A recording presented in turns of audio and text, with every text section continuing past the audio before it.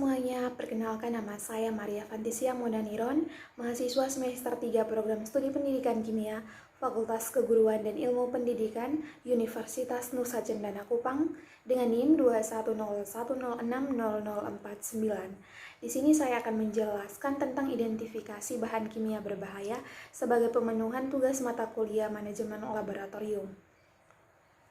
Nah, seperti yang sudah kita ketahui bahwa dalam melakukan sebuah praktikum atau penelitian dalam laboratorium, maka kita harus juga mengetahui tentang bahaya-bahaya dari bahan kimia yang kita gunakan dalam laboratorium. Nah, untuk itu saya di sini akan menjelaskan tentang identifikasi bahan kimia berbahaya.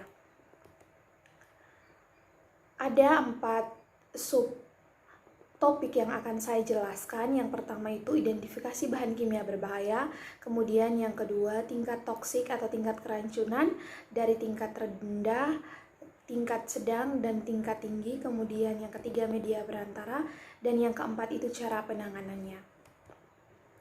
Nah, dalam identifikasi bahan kimia berbahaya ini saya bagi menjadi 2 bagian.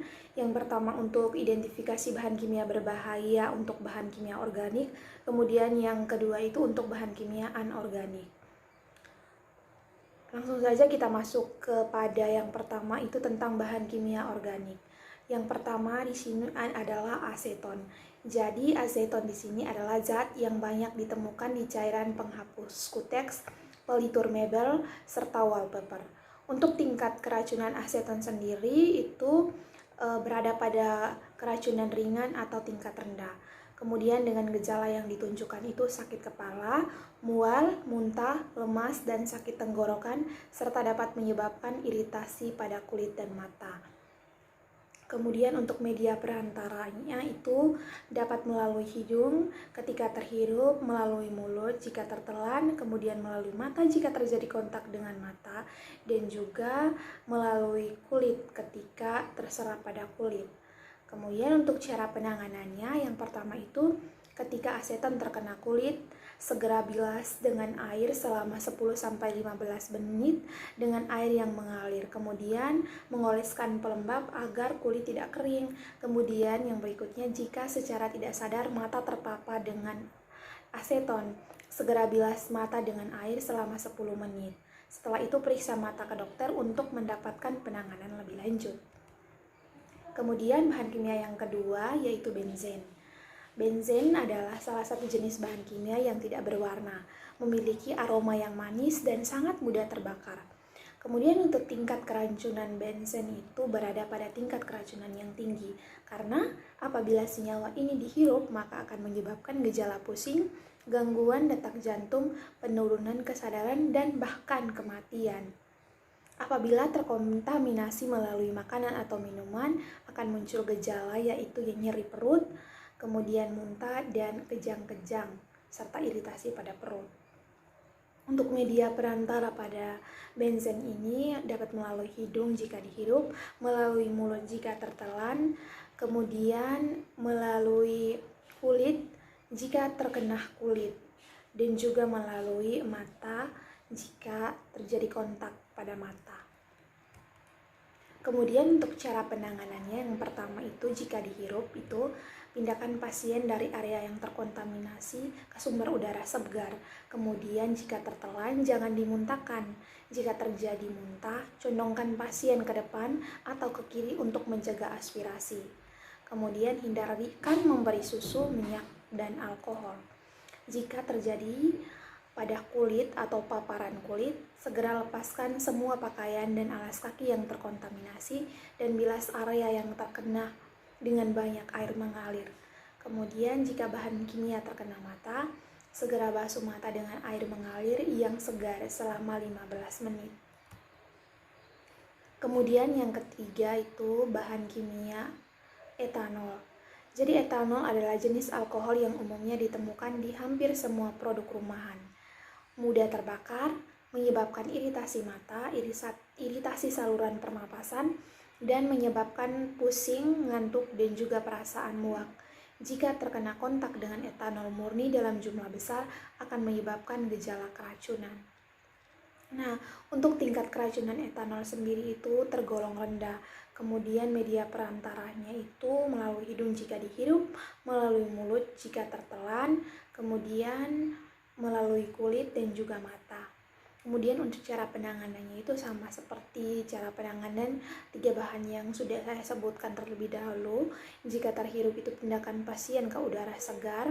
Jika tidak bernapas, berikan napas buatan dan konsultasikan ke dokter. Kemudian jika terkena kulit, tanggalkan semua pakaian yang terkontaminasi. Bilaslah kulit dengan air atau pancuran air yang banyak. Hubungi dokter jika terjadi iritasi. Kemudian jika terkena mata, bilas dengan air yang banyak selama 15 menit. Angkat kelopak mata bagian atas dan bawah sesekali. Segera dapatkan bantuan medis dan periksakan ke dokter mata. Jika tertelan, segera beri korban minum air putih 2 gelas paling banyak dan periksa ke dokter.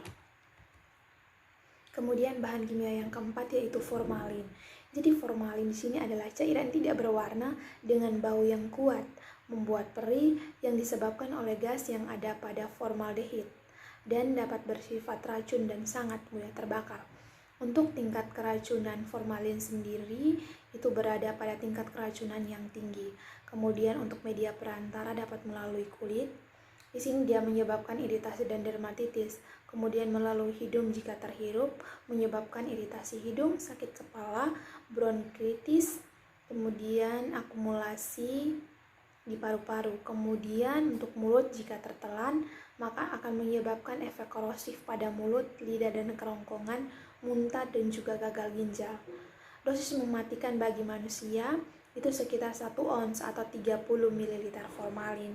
Jika kontak dengan mata, dapat menyebabkan iritasi. Apabila dengan konsentrasi yang tinggi, maka dapat menyebabkan kehilangan penglihatan. Kemudian untuk cara penanganannya yang di sini terdapat 3 cara penanganannya. Yang pertama itu jika terkena mata, cuci dengan air selama 15 menit.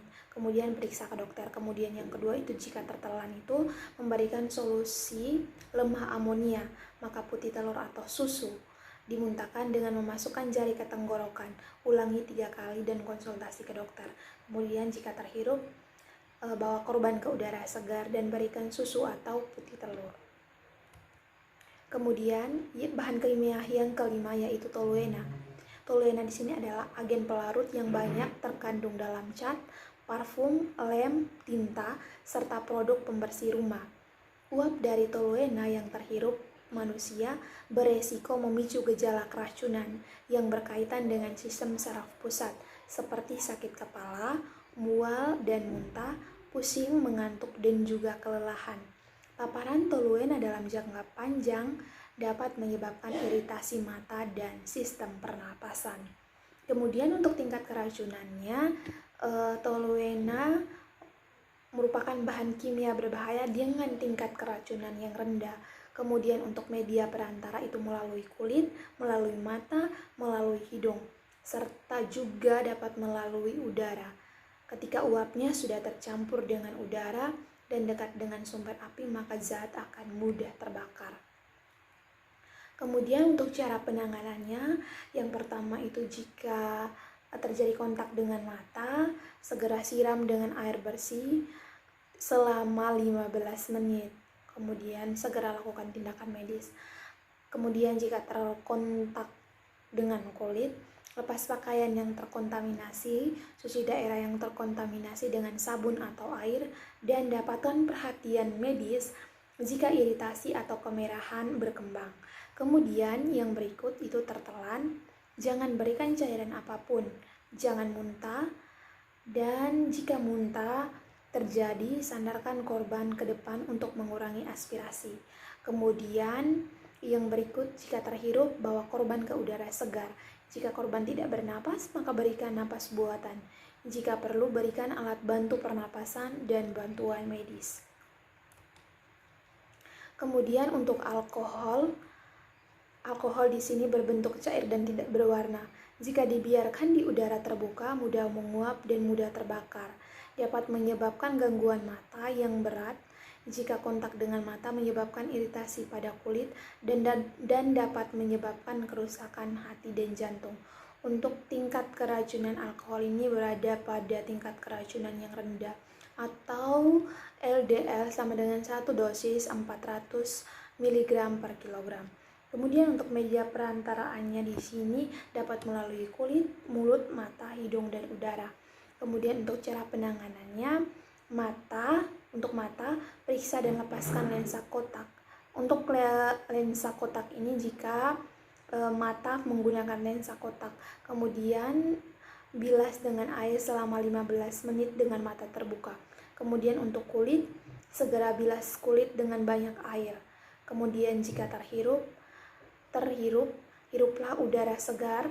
Jika tidak bernafas, berikan pernafasan buatan atau oksigen dan hubungi dokter jika ada gejala yang timbul. Kemudian jika tertelan, jangan dimuntahkan. Jangan berikan apapun ke dalam mulut orang yang tidak sadar. Kemudian yang ketujuh yaitu bahan kimia berupa urea. Di sini dapat menyebabkan mual, iritasi pada perut, rasa sakit, dan muntah jika tertelan. Dapat menyebabkan iritasi pada mata dan juga dapat menyebabkan iritasi pada kulit jika kontak yang lama dan berulang kali, dan dapat mengganggu saluran pernapasan. Untuk tingkatan keracunan urea ini sendiri dalam tingkatan rendah. Kemudian media perantaranya itu dapat melalui mata, hidung, mulut, dan kulit. Kemudian untuk cara penanganannya itu jika terhirup, pindahkan korban ke udara segar, segera beri tindakan medis. Kemudian jika terkena kulit, cuci dengan air yang cukup dan segera lepas pakaian yang terkontaminasi. Kemudian untuk kasus kontak dengan mata, siram dengan air yang cukup sekurang-kurangnya selama 10 menit dengan kelopak mata terbuka. Dan jika tertelan, beri korban air minum yang banyak, segera untuk tidak muntah dan dapatkan pertolongan medis. Kemudian yang ke-8 yaitu bahan kimia parafin. Identifikasi bahaya itu bahaya penghirupan tergolong pada kategori nomor 1 dan akan berakibat fatal jika tertelan. Untuk tingkat toksik atau tingkat keracunannya di sini parafin dengan tingkat keracunannya sangat tinggi. Kemudian untuk media perantara dapat melalui udara, mulut, hidung, mata, dan kulit. Kemudian untuk cara penanganannya, yang pertama jika kontak dengan kulit, segera bilas dengan air kurang dari 15 menit dan melepas pakaian dan sepatu yang sudah terkontaminasi. Kemudian jika kontak dengan mata, cuci mata dengan air sekurang-kurangnya 15 menit. Buka tutup mata selama beberapa kali sampai terasa ringan. Kemudian periksakan ke dokter. Jika terhirup, pastikan hirup udara segar dan segeralah berlari ke ruang terbuka. Jika tidak bernafas, berikan pernafasan buatan.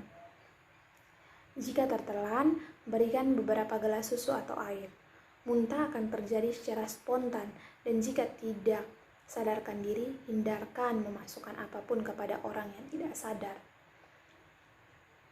Tindakan yang berikut itu, lakukan pemeriksaan ke dokter. Kemudian yang ke-9 itu gas asetilena. Nah, untuk identifikasi bahayanya sendiri merupakan salah satu bahan kimia organik yang berbahaya. Gas mudah terbakar di bawah tekanan dan dapat meledak apabila bercampur dengan udara. Dapat menyebabkan pusing dan mengantuk apabila terhirup. Uap yang mengandung asetilena dapat menyebabkan iritasi pada mata. Sedangkan ketika kontak dengan kulit tidak terjadi iritasi, hanya kulit terasa dingin. Untuk tingkat toksik atau tingkat keracunannya berada pada tingkat rendah untuk media perantara melalui udara, mulut, hidung, dan mata. Sedangkan untuk cara penanganannya, jika kontak dengan kulit, segera bilas dengan air kurang lebih 15 menit dan melepas pakaian dan sepatu yang mudah terkontaminasi. Jika kontak dengan mata, cuci mata dengan banyak air sekurang-kurangnya 15 menit sambil mata dibuka tutup sampai beberapa kali hingga terasa ringan. Kemudian jika terhirup, pastikan hirup udara segar dan segeralah berlari ke ruang terbuka. Kemudian jika tertelan, berikan beberapa gelas susu atau air. Muntah akan terjadi secara spontan dan jika tidak sadarkan diri, hindari memasukkan apapun kepada mulut orang yang tidak sadar. Segera periksa ke dokter. Kemudian gas asetilena ini merupakan gas yang mudah terbakar, sehingga untuk penanganannya itu jauhkan dari panas, percikan api, dan udara terbuka. Kemudian yang ke-10 yaitu anilin. Untuk identifikasi bahayanya di sini, potensi efek kesehatan berbahaya jika kontak dengan kulit. Itu menyebabkan iritasi, kemudian mata juga menyebabkan iritasi. Kemudian menelan dengan jumlah berlebihan dapat menyebabkan kematian. Untuk tingkat toksik atau tingkat keracunannya memiliki tingkat keracunan yang tinggi. Untuk media perantara kulit, mata, hidung, mulut, dan udara. Kemudian untuk cara penanganannya kurang lebih seperti bahan-bahan kimia yang sudah saya sebutkan di atas. Jika kontak dengan kulit, segera bilas dengan air sekurang-kurangnya 15 menit. Lepaskan pakaian atau sepatu yang terkontaminasi. Kemudian jika kontak dengan mata, bilas mata dengan banyak air sekurang-kurangnya 15 menit. Sambil mata dibuka tutup beberapa kali hingga terasa ringan. Kemudian jika terhirup, pastikan hirup udara segar. Kemudian segera berlari ke ruang terbuka. Jika tidak bernafas, berikan pernafasan buatan. Jika kesulitan bernapas, maka berikan bantuan pernapasan dengan oksigen. Kemudian jika tertelan, berikan beberapa gelas susu atau air. Muntah akan terjadi secara spontan, dan jika tidak sadarkan diri, hindari memasukkan apapun kepada orang yang tidak sadar, dan segera periksa ke dokter. Kemudian yang berikutnya itu identifikasi bahan kimia berbahaya pada bahan kimia anorganik. Jadi di sini yang pertama itu bahan kimia NaOH atau natrium hidroksida. Jadi NaOH bukan sembarang cairan. Penggunaan dan tata cara kerja dengan cairan ini harus benar-benar diperhatikan karena NaOH merupakan cairan kimia yang bersifat B3 yang berbahaya dan beracun. Kemudian untuk tingkat keracunan NaOH sendiri di sini itu berada pada tingkat keracunan yang tinggi. Kemudian media perantara itu melalui mata. Jika kontak dengan mata, zat ini dapat menyebabkan mata terbakar dan kerusakan pada kornea. Kemudian melalui kulit, jika kontak dengan kulit dapat menyebabkan ruam kulit dingin dan lembab dengan sianosis atau warna pucat dan kulit terbakar. Kemudian melalui mulut, jika tertelan dapat menyebabkan kerusakan parah dan permanen, luka bakar dan perforasi pada saluran pencernaan. Kemudian melalui hidung, jika terhirup mengakibatkan iritasi berupa pneumotitis kimia dan endema paru. Kemudian untuk cara penanganannya, yang pertama jika kontak dengan kulit, segera bilas dengan air kurang lebih 15 menit dan melepaskan pakaian dan sepatu yang sudah terkontaminasi. Kemudian jika kontak dengan mata, cuci mata dengan banyak air selama 15 menit. Buka tutup mata selama beberapa kali sampai terasa ringan dan periksakan ke dokter untuk mendapatkan penanganan lebih lanjut. Kemudian jika terhirup, pastikan hirup udara segar dan segera berlari ke ruang terbuka. Jika tidak bernafas, berikan nafas buatan, dan apabila dia sulit bernafas, maka berikan bantuan oksigen. Kemudian jika tertelan, berikan beberapa gelas susu atau air. Muntah akan terjadi secara spontan, namun di sini tidak dianjurkan untuk muntah secara paksa. Kemudian jika tidak sadarkan diri, hindari memasukkan apapun kepada orang yang tidak sadar dan segera periksa ke dokter untuk mendapatkan penanganan lebih lanjut. Kemudian yang kedua itu CaCO3 atau kalsium karbonat. Nah, untuk kalsium karbonat di sini untuk identifikasi bahayanya, dia merupakan bahan kimia berbahaya di mana dapat menyebabkan iritasi pada kulit dan mata dan juga dapat menyebabkan iritasi pada saluran pernapasan. Nah, untuk tingkat keracunan atau tingkat toksik dari CaCO3 ini berada pada tingkat rendah. Kemudian untuk media perantara melalui mata, jika kontak dengan mata dapat menyebabkan kerusakan kornea atau kebutaan. Kemudian yang kedua, melalui kulit, jika kontak dengan kulit dapat menyebabkan peradangan dan blistering. Kemudian melalui hidung, Jika terhirup itu menyebabkan iritasi saluran pernapasan gastro yang ditandai dengan bersin dan batuk. Jika parah dapat menyebabkan kerusakan paru-paru, tersedang pingsan dan kematian. Kemudian untuk cara penanganannya, jika kontak dengan mata, segera basuh mata dengan banyak air sekurang-kurangnya 15 menit. Sesekali membuka tutup mata. Kemudian jika terkena kulit, segera siram kulit dengan banyak air sekurang-kurangnya juga 15 menit dan melepaskan semua pakaian yang terkontaminasi. Kemudian jika tertelan, dapatkan bantuan medis. Jangan memancing muntah. Jika sadar, bilas mulut dengan 2-4 suplus susu atau air. Kemudian jika terhirup, pindah ke udara segar. Dan jika tidak bernapas, berikan nafas buatan. Periksa ke dokter jika batuk dan gejala muncul. Kemudian yang ketiga itu asam klorida atau HCl. Asam klorida merupakan bahan kimia yang berbentuk larutan, bersifat racun dan korosif, dan larutan asam klorida dapat menyebabkan kerusakan pada kulit, mata, dan alat pernafasan. Untuk tingkat keracunan, HCl berada pada tingkat keracunan sedang dengan LDL 5900 mg per kg. Untuk media perantara itu melalui kulit, melalui kontak dengan mata, melalui hidung jika terhirup, dan melalui kulit jika terkena kulit. Kemudian untuk cara penanganannya, yang pertama kulit bila terjadi kontak segera basuh kulit dengan air selama 15 menit. Kemudian mata, basuh mata dengan air selama 15 menit. Buka tutup kelopak mata beberapa kali dan dapatkan bantuan medis.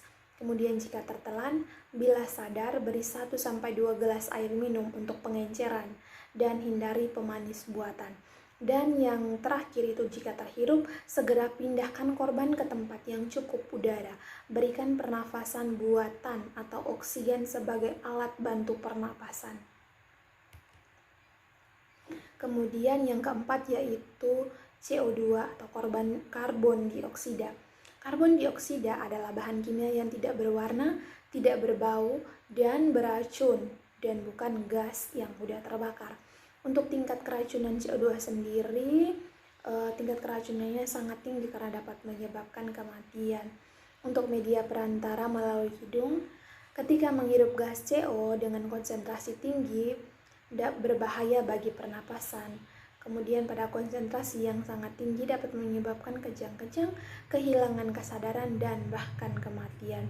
Untuk cara penanganannya, yang pertama itu bila korban sadar, pindahkan ke daerah yang tidak terkontaminasi agar dapat menghirup udara segar.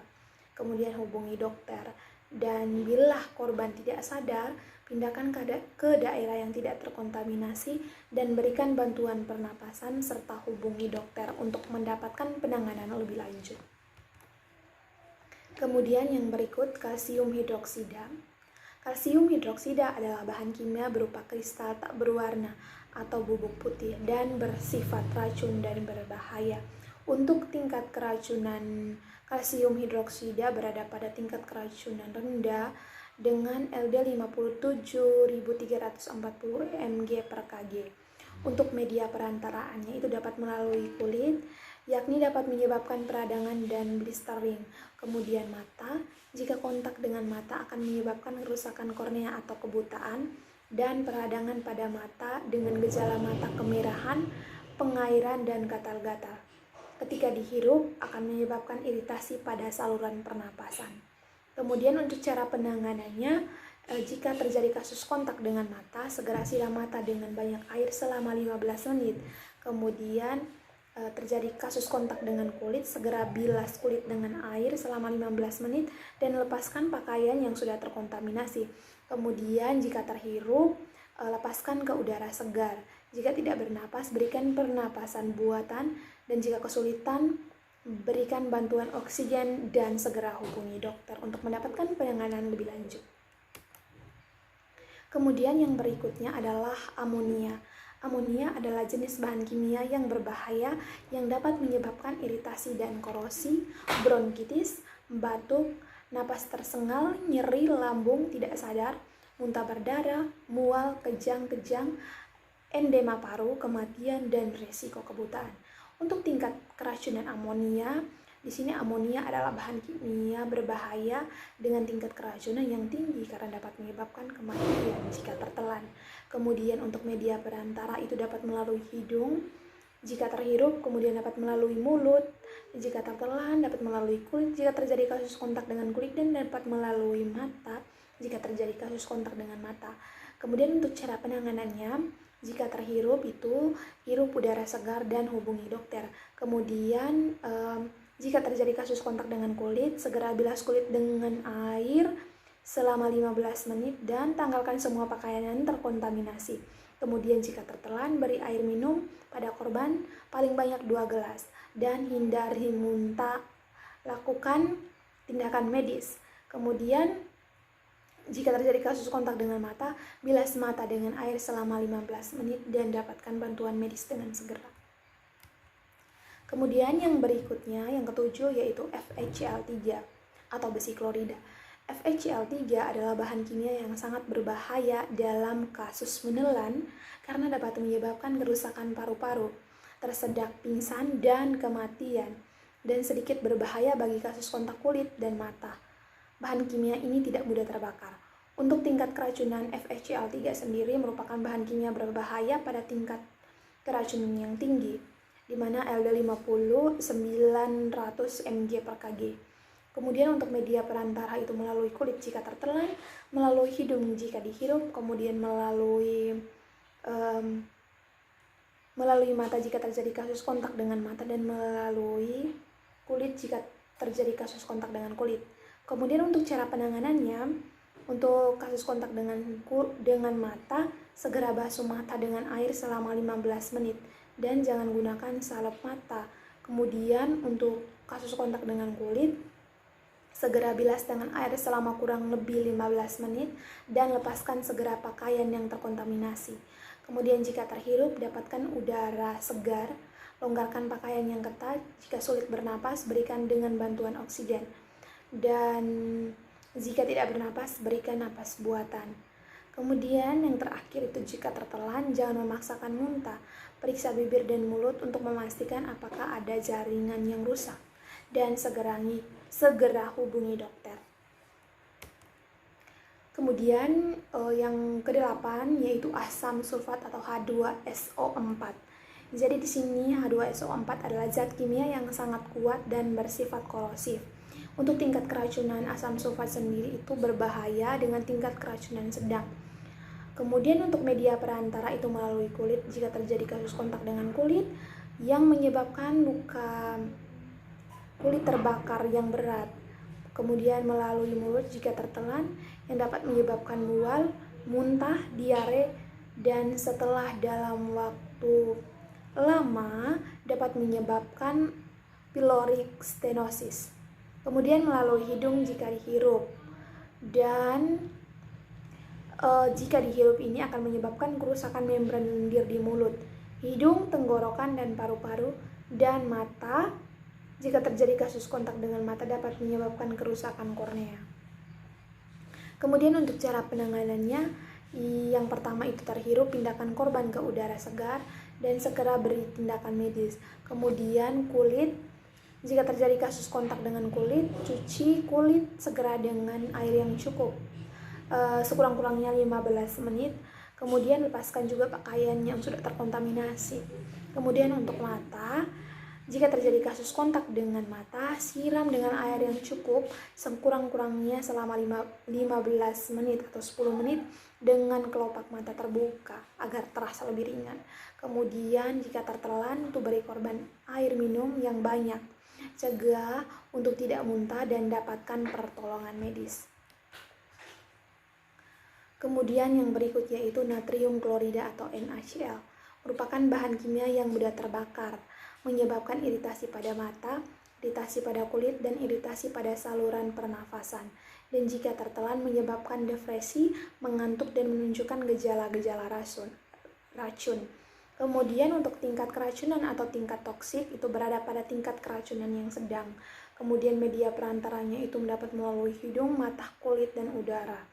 Kemudian untuk cara penanganannya sendiri, jika terjadi kasus kontak dengan mata, bilas mata dengan air selama 15 menit, kemudian hubungi dokter untuk mendapatkan penanganan lebih lanjut. Kemudian jika terjadi kasus kontak dengan kulit, bilas kulit dengan banyak air sekurang-kurangnya 15 menit dan lepaskan pakaian atau sepatu yang sudah terkontaminasi. Kemudian jika terhirup itu pastikan hirup udara segar dan segera berlari ke ruang terbuka. Jika tidak bernafas, berikan nafas buatan, dan jika kekurangan atau sulit bernapas itu berikan dengan bantuan oksigen. Kemudian jika tertelan, berikan beberapa gelas susu atau air. Muntah akan terjadi secara spontan, dan jika tidak sadarkan diri, hindarkan memasukkan apapun kepada mulut orang yang tidak sadar dan segera periksa ke dokter. Kemudian untuk natrium klorida di sini itu merupakan suatu zat atau bahan kimia yang mudah terbakar, sehingga untuk penanganannya itu jaga agar wadah selalu tertutup rapat. Gunakan ventilasi yang baik dan hindarkan dari panas dan nyala api yang mematikan. Dan yang ke-10 yaitu asam nitrat. Jadi untuk identifikasi bahaya asam nitrat di sini merupakan sebuah bahan kimia yang bersifat korosif dan merupakan asam yang sangat beracun. Dapat menyebabkan korosi dan iritasi pada kulit dan mata, serta dapat menyebabkan gangguan pada pernafasan dan juga pencernaan. Untuk tingkat toksik atau tingkat keracunan pada asam nitrat itu tergolong tinggi. Kemudian media perantara melalui kulit, melalui mata, melalui udara, melalui hidung, dan juga melalui mulut. Kemudian untuk cara penanganannya itu sama seperti cara penanganan bahan-bahan yang sudah saya jelaskan sebelumnya. Yang pertama itu jika terjadi kasus kontak dengan kulit, bilas kulit dengan banyak air selama 15 menit. Kemudian lepaskan juga pakaian atau sepatu yang sudah terkontaminasi. Kemudian jika kasus kontak dengan mata, cuci atau bilas mata dengan banyak air sekurang-kurangnya 15 menit dan dapatkan pertolongan medis untuk penanganan lebih lanjut. Kemudian jika terhirup, pastikan hirup udara segar dan segeralah berlari ke ruang terbuka. Jika tidak bernapas, maka berikan nafas buatan, dan jika kesulitan bernapas, maka berikan bantuan oksigen. Kemudian jika tertelan, berikan beberapa gelas susu atau air. Muntah akan terjadi secara spontan. Nah, dalam kasus menelan ini dilarang untuk dipaksa memuntahkan karena dapat menyebabkan aspirasi. Kemudian untuk kasus tertelan juga harap segera periksa ke dokter untuk mendapatkan penanganan lebih lanjut. Sekian dari saya, terima kasih.